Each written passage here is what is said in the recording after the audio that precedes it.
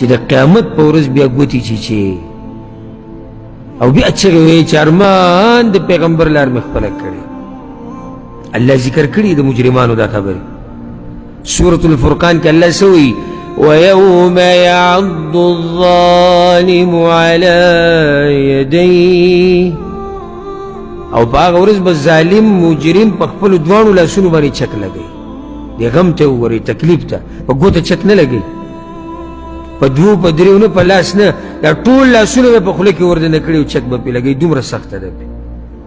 او څه به وایي واوره يقول يا ليتني اتخذت مع الرسول سبيلا ارمان چې د پیغمبر لار مې رانیولې د ارمان یې نه دی کړی چېرې د کلیوالو په لار وی ارمان چې د کلیوالو په لار ارمان چې د پاکستان د مولیانو په لار وی ارمان چې د افغانستان د مولیانو په لار وی ارمان چې د پلاني امام صاحب په لار وی ارمان چې په پلاني کتاب نه نه ارمان د څه دی چې د پیغمبر مې منلی وي نن یې درته ویم چې ګورئ د دې که تابعداري وکړه دې چغونه به بد شي دې ارمان او که نه همدغه ارمان به بیا کړي